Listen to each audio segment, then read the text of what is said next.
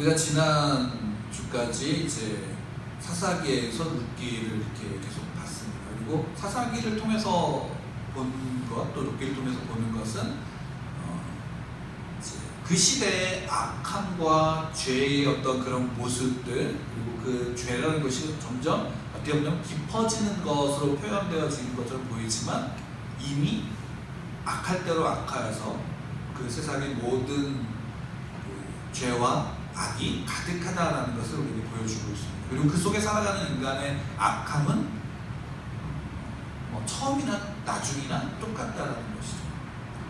그러면 그런 속에서 살아가는 그리스도인들, 하나님의 자녀들은 그 속에서 어떻게 살아가야 하는가? 라는 것을 우리가 룻기를 통해서 좀 보았지만, 또한 사도행전을 통해서 그러면 그 속에 있는 교회와 성도들은 과연 어떻게 살아갈 수 있을까?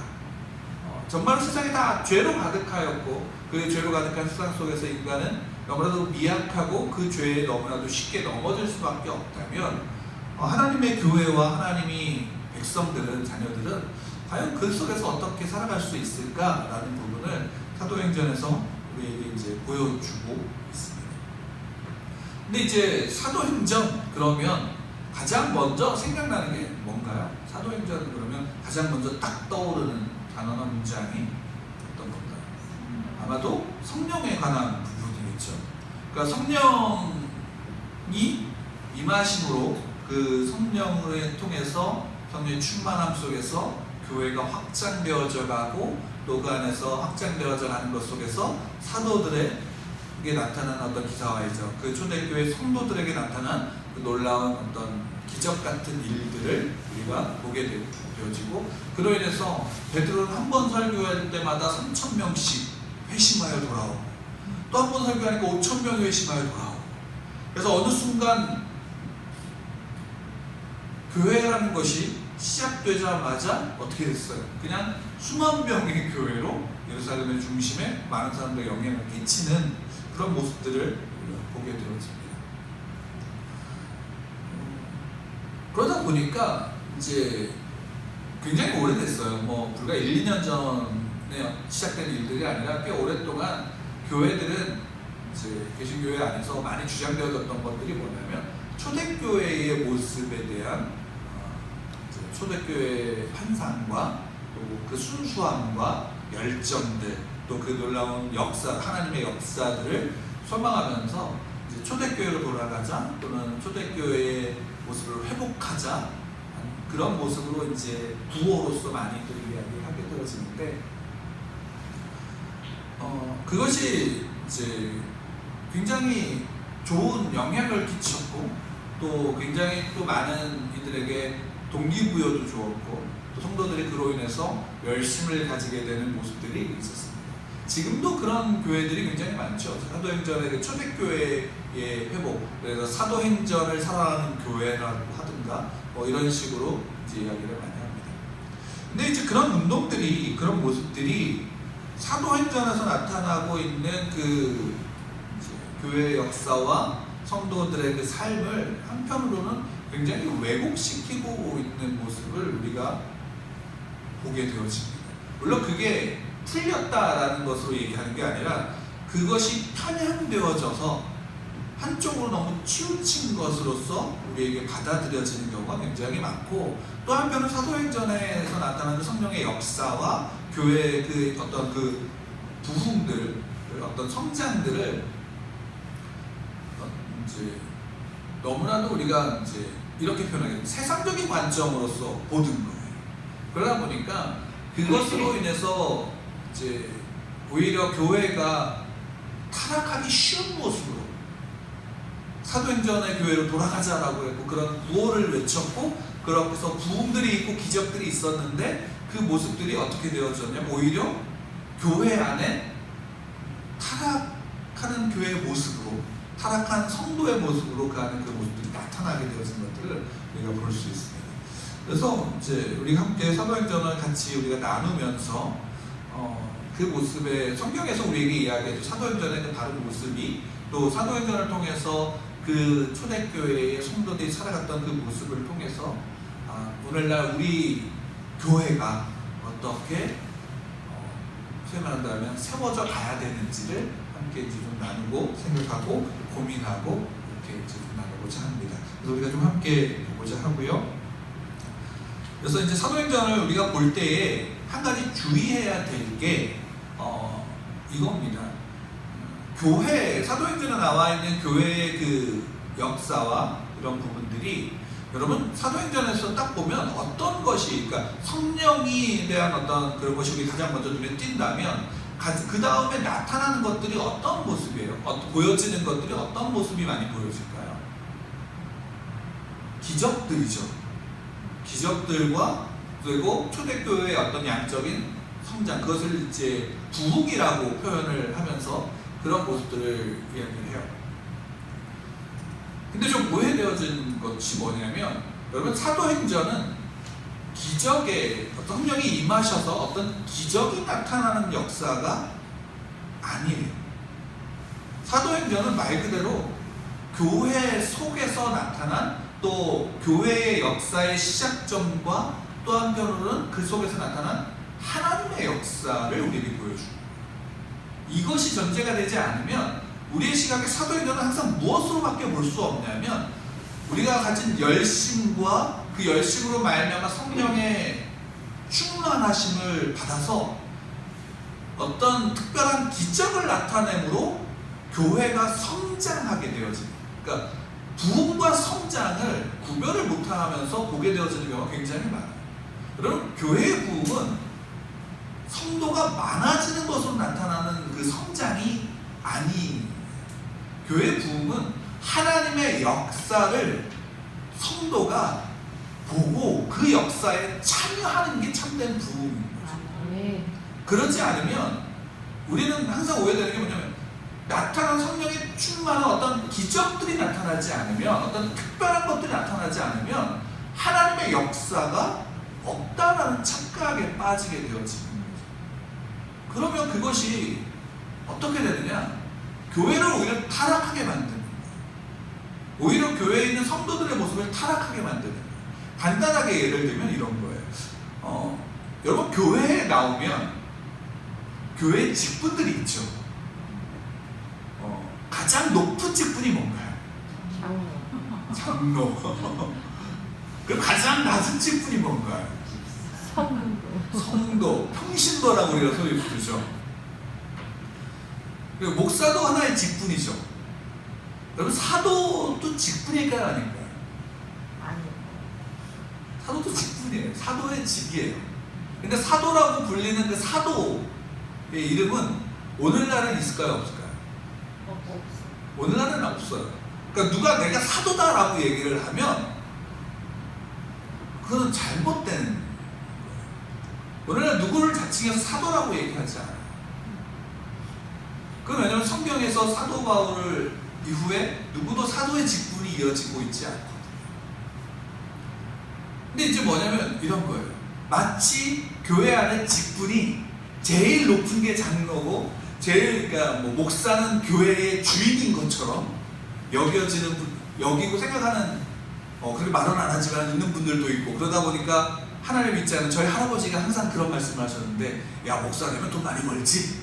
라고 이런 얘기들을 많이 하셨어요. 그렇죠? 그러니까 그런 관점에서 목사님들도 그런 식으로 생각하는 경우가 굉장히 많아요. 그러니까 목사의 직이 거룩하고 특별한 건 맞아요. 그리고 장로의 직도 특별해요. 근데 여러분, 가장 특별한 게 직분이 뭔지 아세요? 성도예요. 그러니까 성도가 아닌 목사가 없어요. 성도가 아닌 장로가 없어요. 그러니까 교회의 직분은 수직적인 어떤 조직을 나타내는 직분이 아니라 수평적인 관계 속에서 그 직분이 갖고 있는 의미는 역할과 함께 먼저 믿은 자로서 그 함께 가는 이들을 세우는 일들을 하는 거예요. 그러니까 장로님이 되면, 장로가 되어진 장로의 직분에 갖는다라는 것은 교회의 지도자라는 말이 그가 대접을 받는다라는 게 아니라 그가 교회에 있는 성도들을 세우기 위해서 관심을 갖고 또 세상 속에서는 장로를 직분을 가진 자로서 성도로서 성도답게 더욱더 살아나가야 되는 게 장로의 직분인 거죠. 그러니까 우리는 옛날부터 우리나라 안에 있는 것들 속에서 오해가 뭐냐면 이게 직분이 올라가면서 내 직위가 올라가는 걸로, 그리고 직분이 올라가면 내 신앙이 그 정도의 이제 수준이다라는 것을 증명하는 걸로 착각을 하게 해요. 그래서 성령의 충만도 마찬가지예요. 성령의 충만도 성령이 충만해서 어떤 특별한 기적을 나타내면 그게 마치 자기의 어떤 걸 증명하는 게 되냐면, 아, 내가 이만큼 신앙에 열심히 있어. 그러니까 나는 이렇게 신앙에 열심히 있어. 이런 기적이 나타나. 그러니까 나는 너보다 우월해라는 것으로 나타내는 경우가 굉장히 많아요. 여러분 한번 생각해 보세요. 주변에 있었던 신앙생활을 하셨던 분들이라면 한번 좀 그 지나온 것들을 생각해 보시고, 그렇지 않다면 내가 교회를 바라봤던 모습 속에 있는 직분의 모습이 무엇인가, 교회의 모습이 무엇인가를 한번 생각해 보세요. 그러다 보니까 성령의 역사와 그 초대교회에 있었던 부흥의 어떤 성장들이 마치 오늘날에도 똑같이 있어야 된다라는 생각을 하는 거죠. 그러다 보니까 교회가 소위 말하는 성장, 단기적으로 아주 빠른 성장을 했던 교회들이 세미나를 열어요. 그리고 그 속에 있는 성도들이 굉장히 특별한 훈련을 받은 것처럼 이야기를 해요. 특별한 훈련과 열심들이 있죠. 근데 그것만으로써 보기 때문에 얼마 지나지 않으면 그게 유행처럼 바뀌어요. 그러니까 초대교회로 돌아가자라고 하면서 많은 세미나와 방법들이 있었는데, 그게 지금은 저희가 어렸을 때 불었던 그 유행과 지금 또 유행하고 있는 게 어때요? 달라요. 왜 달라야 돼요? 초대교회의 모습이 그렇게 달랐나? 그건 아니잖아요. 그러니까 그 모습 속에서 우리가 봐야 될 것은 뭐냐면, 사도행전을 통해서 하나님의 역사가 어떻게 이어져 가는지를 보는 거예요. 그리고 그 속에서 중요한 게 뭐냐면, 그 속에 있는 성도 한 사람 한 사람을 통해서 하나님은 하나님의 역사를 만들어 가시는구나 라는 거예요. 이게 놀라운 은혜이고 축복이다라는 사실이 여기에 담겨져 있는 거예요. 그 가운데 특별한 일들 가운데 있었던, 중심에 있었던 사람들이 있죠. 그 사도행전 초기에 보면 누가 가장 중심적으로 나와요? 베드로가 중심적으로 나오고 그 교회, 예루살렘 교회에 세워진 그 중심에 있어요. 근데 어느 순간 베드로가 나와요, 안 나와요? 안 나와요. 그 다음에 나와서 후반기에는 누가 나와요? 바울이 나오잖아요. 중간에 반짝하고 나왔던 스타가 누구냐면 스테반이죠. 근데 스테반은 뭘로 끝나요? 죽음으로 끝나는 거예요. 나중에 사도행전 28장에 보면 사도 바울이 로마 감옥에서 있다가 거기서 마지막에 뭘로? 복음을 증거하는 걸로 끝나는 거예요.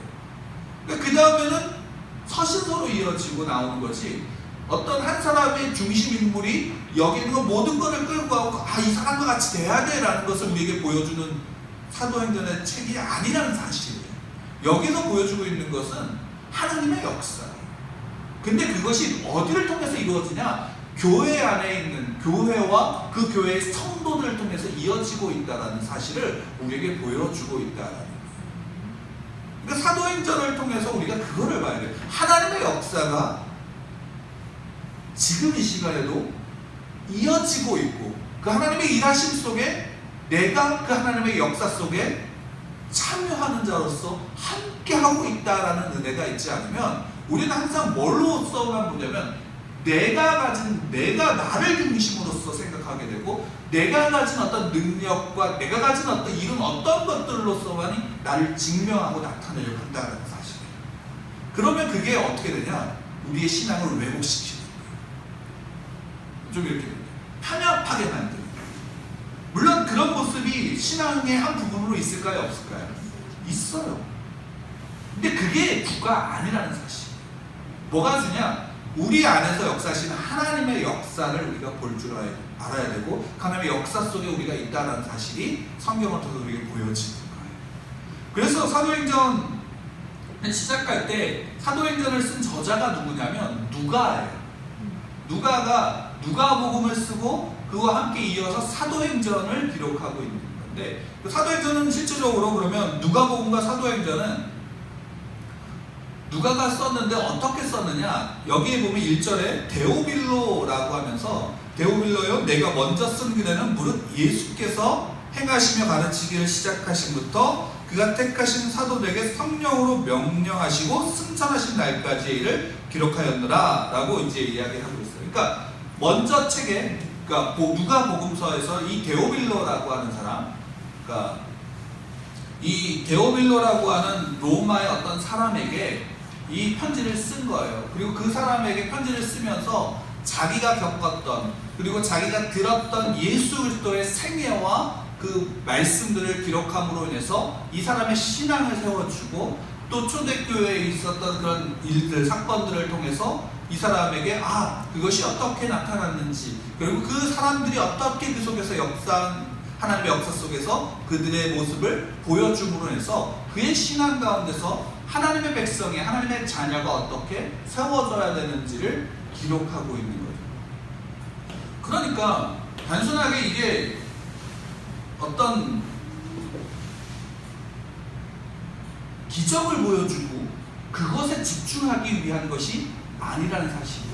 여기서도 이제 사도행전 1장에서 이렇게 보면 2절부터 보면 그가 택하신 사도들에게 성령으로 명령하셔 승천하신 날까지의 일을 기록하였노라. 3절에 보면 이거예요. 같이 읽겠습니다. 3절 시작. 그가 고난받으신 후에 또한 그들에게 확실한 많은 증거로 친히 살아계심을 나타내사 40일 동안 그들에게 보이시며 하나님 나라의 일을 말씀하시니라.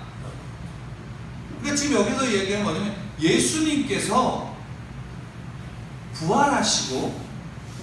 부활하신 다음에 제자들과 40일 동안 있으면서 어떤 일을 하셨대요? 하나님 나라의 일을 말씀하셨다라는 거예요. 그러면 여러분 생각해 보세요. 예수님께서 부활하신 동안 40일 동안 제자들과 함께 있었어요. 그 제자들과 함께 있으면서 하나님 나라의 일을 말씀하셨대요.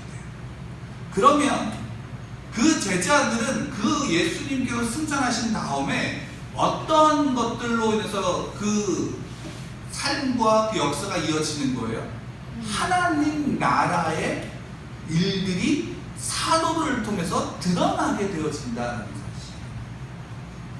그러니까 교회는 결국에는 하나님 나라가 이 교회를 통해서 드러나고 하나님 나라의 완성의 방향으로 교회가 자라나가고 성도들이 나아가야 되는 거예요.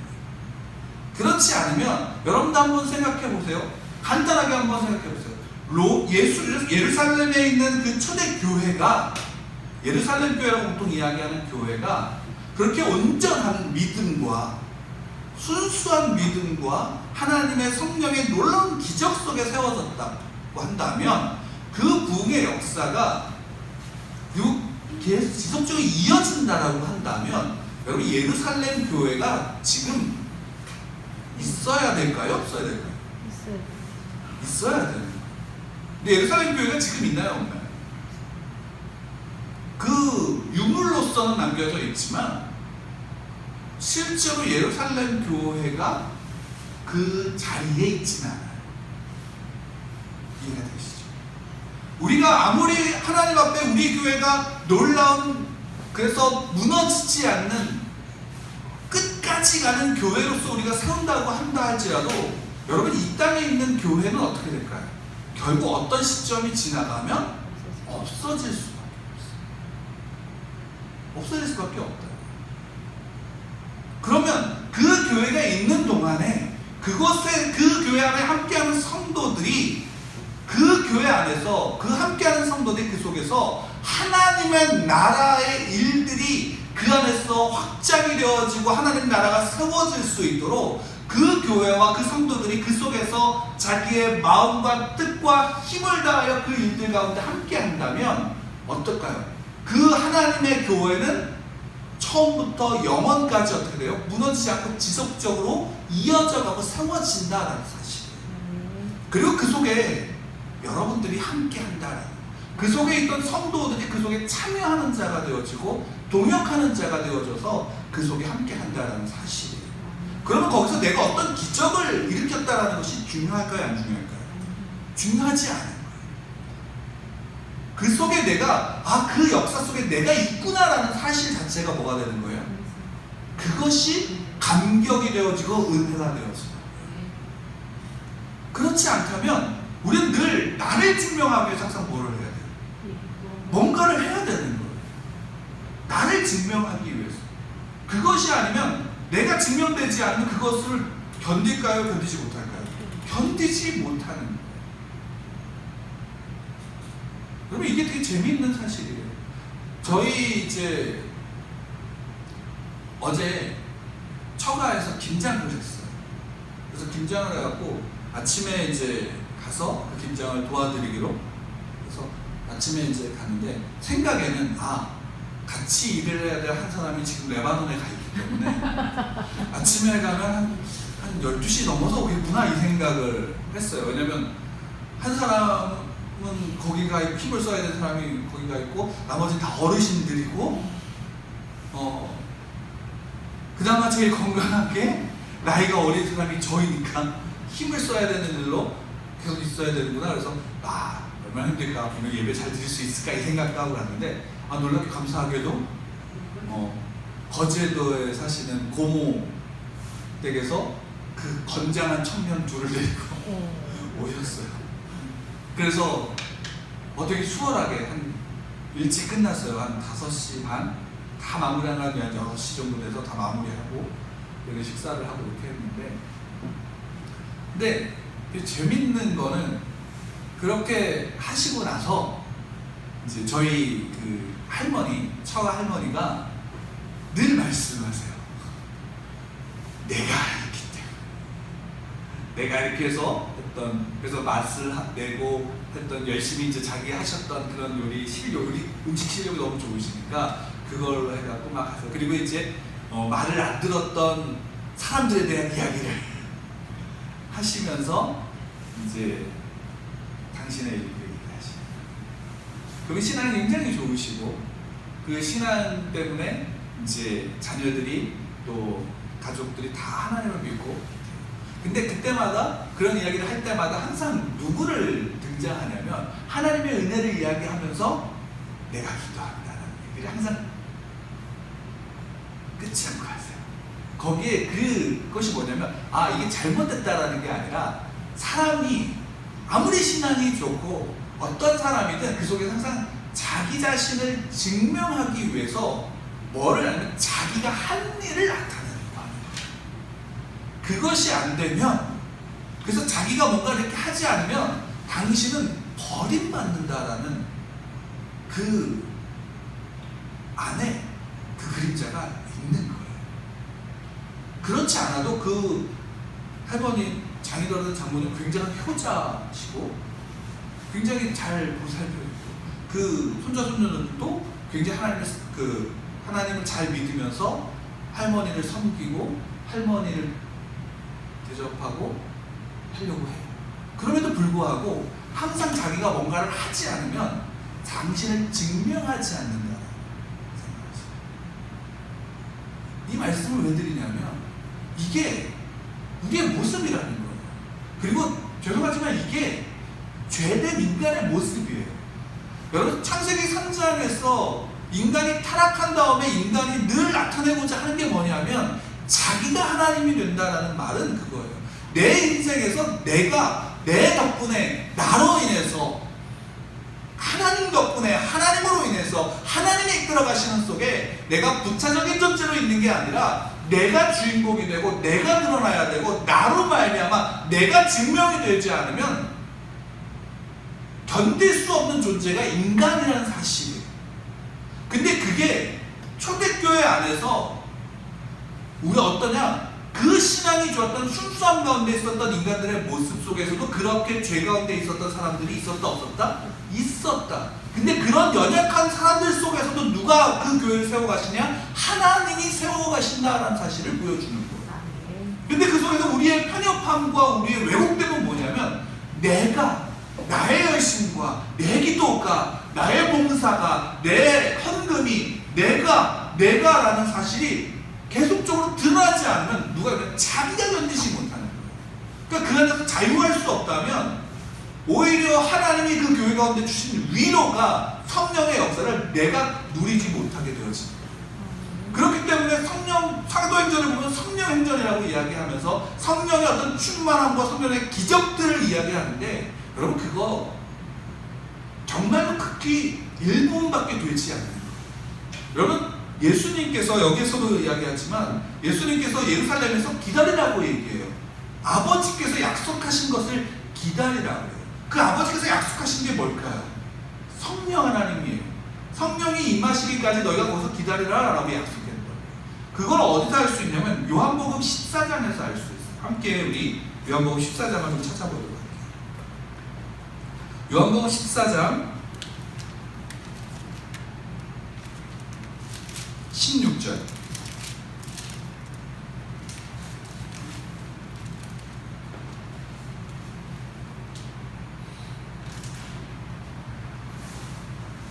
(16절) (17절) 우리 함께 읽겠습니다. 다같이 시작. 내가 아버지께 구하겠으니 그가 또 다른 보혜사를 너희에게 주사 영원토록 너희와 함께 있게 하리니 그는 진리의 영이라 세상은 능히 그를 받지 못하나니 이는 그를 보지도 못하고 알지도 못하느니라. 그러나 너희는 그를 아나니 그는 너희와 함께 거하시며 또 너희 속에 계시겠습니다. 여기서 보혜사가 성령인데 그 성령이 너에게 올 거야, 임할 거야 라는 사실을 이야기해요. 근데 이 성령이 뭔가요? 여기서 뭐 성령을 무엇이라고 이야기하나요? 진리의 영이라고 얘기를 하고 있어요. 진리의 영. 그러니까 성령이 하나님의 자녀들 가운데, 그 백성들 가운데, 그 성도들 가운데 성령이 계심으로 그 성령이 그 안에서 어떤 일을 하냐면 진리의 영으로서 진리를 알게 하고 진리를 깨닫게 하고 진리에 반응하게 하는 거예요. 그래서 그 앞에 뭐라고 얘기하냐면 내 이름으로 무엇이든지 내게 구하면 내가 행하리라. 너희가 나를 사랑하면 나의 계명을 지키리라. 그러니까 우리는 뭘로만 봐요? 내게 무엇이든지 구하면 내가 행한다. 내게 구하면 내가 응답할 거야. 내게 구하면 내가 너에게 뭔가 줄 거야 라는 것으로서만 이해하는데, 그게 아니라 내게 구하라. 그럼 내가 행할 거야. 그리고 나를 사랑하면 내 계명을 지켜라라는 거예요. 근데 내 계명을 지킬 수 있는 힘이 뭐냐? 내 안에 역사하시는 진리의 영이 것을 깨닫게 하고 그 영이 나로 하여금 그 진리를 행할 수 있도록 그 하나님의 계명을 행하는 자리로 나아가게 하는 거예요. 여러분, 이 땅에서 우리가 하나님의 나라를 세우는 것은 이 땅의 어떤 것들을 바꾸는 게 아니라 내가 이 땅에서 하나님의 계명을, 하나님의 말씀을 내 마음속에 새기고 그 말씀을 지켜나감으로 누구를 드러내냐면 하나님을 드러내는 거예요.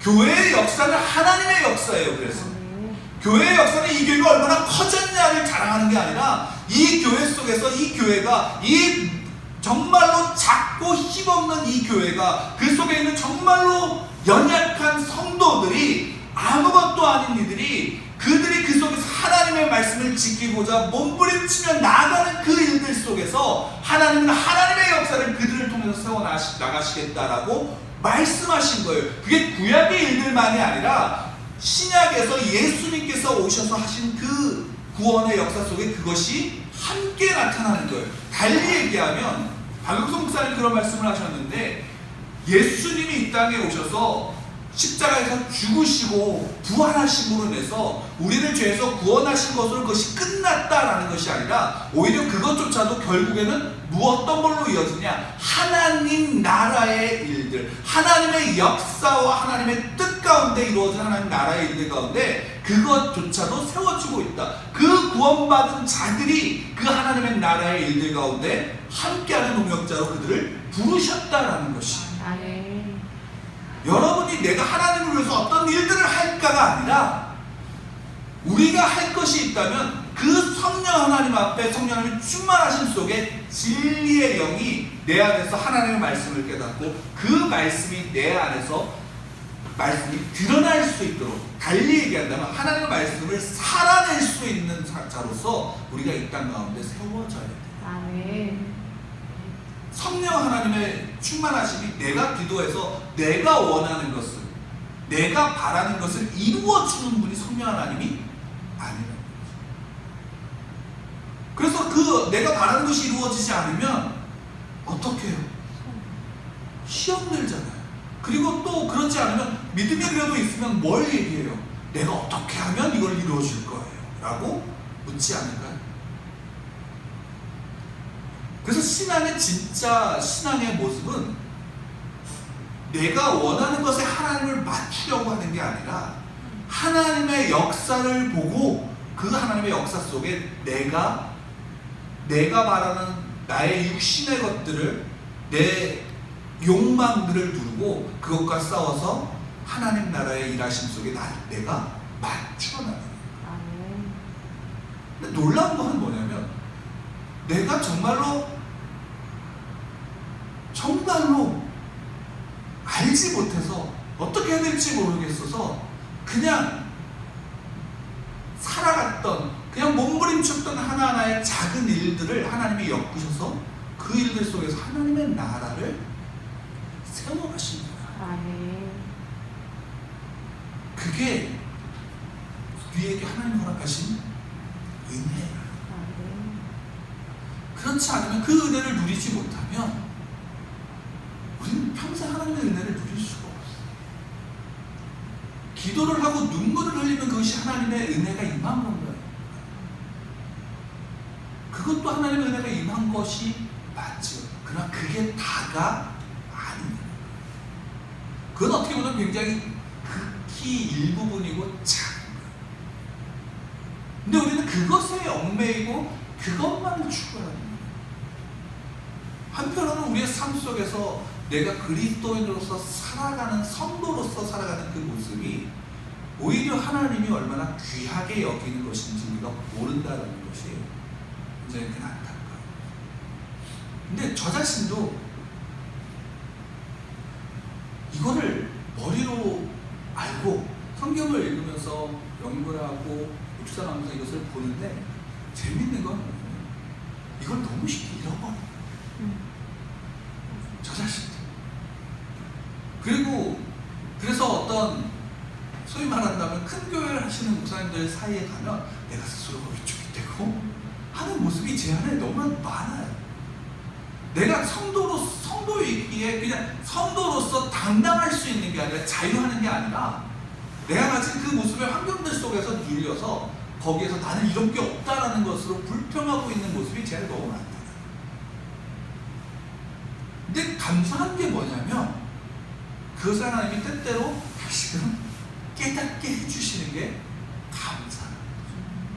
그러지 않으면 저는 항상 그것에 눌려서 그 하나님이 주신 것을 누릴 수가 없는 자리에 서게 돼요. 그러니까 내가 무엇을 한다는 게 아니라 하나님이 하시는 그 속에 내가 속해져 있다는 것이 얼마나 귀한 은혜인지. 그래서 베드로가 이 사도행전 초기에 베드로가 굉장히 어떤 놀라운 기적들과 교회의 중심으로서 그 일들을 하지만 나중에 어떻게 되는지 흐지부지해서 보여지지 않아요. 그의 죽음은 성경에서 기록하고 있지 않아요. 야사에 의하면 그가 예수님이 똑바로 달려 죽으셨는데 내가 똑바로 죽을 수 없어 나는 거꾸로 죽겠다라고 고백했다라고, 그래서 거꾸로 죽었다라는 것이 야사에 있는 거예요. 구전 속에서 그것이 전해되는 거예요. 그러니까 뭐예요? 근데 우리는 뭐예요? 베드로가 거꾸로 죽었다라는 것에 감격해서 아 정말 대단한 거야, 나도 그렇게 돼야지라는 것에 빠지지 않나요?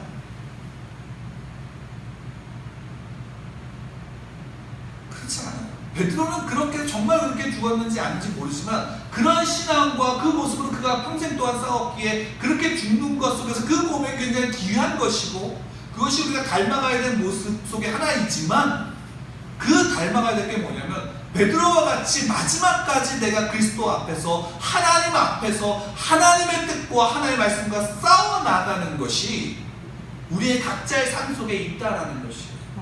그러면 여러분들이 베드로와 같이 살아가고 있는 거예요. 더 놀라운 은혜가 뭔지 아세요? 오해하지 말고 들으세요. 여러분들이 예수 그리스도의 삶을 살아가고 있는 거예요.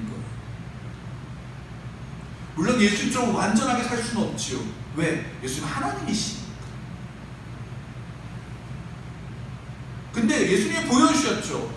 먹어야 되고 싸야 되고 자야 되고 자라야 되고 추위를 느끼고 두려움을 느끼고 그 속에서 슬퍼하고 마음 아파했던 온전한 인간식이 있었던 그 예수님이 사셨던 그 모습을 우리도 또한 살아갈 수 있다라고 말씀하시면서 나를 따라오라고 말씀하시는 거예요. 그리고 그게 사도행전의 사도들의 모습이에요. 그래서 사도행전의 사도들의 모습은 성령의 충만함은 진리 가운데서 자유하면서 진리, 진리에 여기신 성령께서 그 속에서 복음이 무엇인지 그의 삶 속에서 계속적으로 깨우쳐 주시다. 그래서 우리의 삶을 통해서 복음이 드러나는 거예요. 우리의 삶을 통해서 예수 그리스도가 드러나는 거예요. 각자 한 사람. 어제 한 가지 재밌는 일도 하나 있습니다. 저희 어른들이 저희 이제 아이가 오늘 교회 가야 된다고 얘기를 했나봐요. 근데 거기서 어떤 말을 했냐면 교회 가서 예배를 준비해야 돼요.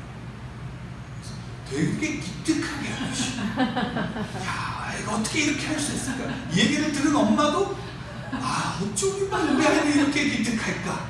대견했는데 여러분 착각하지 말아야 할 것은 그 얘기를 한 순간은 기특하고 이쁘지만 그게 저 아이의 평생의 신앙이 되지는 않아요. 그렇죠? 왜요? 우리가 어느 순간 내가 정말 마음이 뜨거워서 내 신앙의 열심을 고백하지만 어떤 순간이 지나면 술 먹고 담배 피고 세상에 갔다가 어떻게 돼요? 하나님이 뒷동산 내치면 다시 돌아오는 그런 인생이 반복이 돼요. 여러분 근데 그게 은혜라는 사실을 우리는 왜 알지 못할까요? 왜냐하면 내가 그걸 견디지 못하는 거예요. 내 자신. 그렇게 얘기했던 아이가 야, 너 다음 주에 어떤 일이 있으니까 사진 좀 찍어. 김장하는 사진 좀 찍어야 돼. 뒤통수를 치고 싶은 마음이 일어나는 모습이 순간적으로 또 있는 거예요. 남들은 보지 못하는. 여러분 그게 내 모습이라는 사실을 아세요? 어린아이 같은 그 모습이 내 모습이에요. 그럼에도 불구하고 다시금 와서 앵기는 거죠. 왜? 아빠가 아니면 장난감을 살 수 없으니까. 그거 아닌가요? 하나님이 주시는 역사 속에, 하나님의 나라 속에 내가 있다는 사실이 얼마나 놀라워요. 사도행전은 그러니까 성경뿐만이 아니라 우리의 삶 속에서도 마찬가지예요. 우리는 무엇을 보는 게 있느냐? 하나님의 역사가 나를 통해서 이루어져 간다는 사실을 보고, 근데 내가 어떤 것들을 만들어가는 게 아니라 하나님이 그 속에서 나를 만들어 가신다는 사실이 너무나 놀라운 일이에요.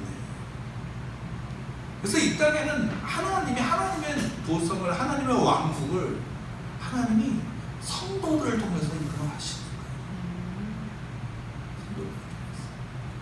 거기에 내가 뭘 지어야 되느냐, 거기에 난방식을 내가 어떻게 해야 되느냐는 중요하지 않아요. 중요한 건 이거죠. 너가 누구니? 저는 성도예요. 목회자의 욕심은 내가 목사라는 직분에 갇혀서 내가 대접을 받아야 되는 순간 목사는 복음을 받아서 장사꾼이 되는 것밖에 되지 않아요. 성도들은 어떨까요? 내가 원하는 것을 하나님을 짜맞추는 순간 성도들은 하나님을 우상으로 만들어요. 교회는 천국의 모형이에요. 가정도 천국의 모형이에요. 근데 여러분 그 천국에서 지옥을 살아가고 있지는 않느냐는 거예요. 그게 오늘날의 우리의 모습이에요. 하나님이 천국의 모형이라고 가정을 주셨고 천국의 모형이라고 그 교회를 주셨어요. 그 교회 안에서 천국을 살아가야 되는 것이 우리의 모습인데 그 천국이 아니라 지옥을 살아가는 거예요. 그게 우리의 모습이에요. 현실이에요. 그러니까 우리는 사도행전을 통해서 바로 그 하나님의 역사를, 그리고 그 속에서 하나님의 말씀이 어떻게 드러나고 어떻게 세워져 가고 어떻게 하나님의 그 역사가 흘러가는지. 다시 얘기할게요. 예수님은 실패하셨나요? 성공하셨나요? 성공하셨나요? 세상으로 볼 때는 실패하셨어요. 그렇죠. 엄밀히 말하면 실패한 모습을 보여주시는 거예요. 근데 그 실패 자체가, 죽음 자체가 뭐가 되는 거예요? 구원의 일이죠. 구원의 역사가 있죠. 죽음을 이긴 부활이 그것에 있죠. 아닌가요? 그럼 나의 실패, 내 삶의 실패, 내 삶의 좌절이 하나님의 구원의 길의 역사라는 사실을 우리는 알 수 없을까요? 우리의 삶이 그러하더라고요. 그 속에서 그렇기 때문에 우리는 어떻게 할 수 있냐? 예수님 말씀하시는 겸손, 섬겨라. 그리고 자기를 증명하게 한 어떤 것들을 드러내지 말라. 내가 아니라 하나님이 드러내.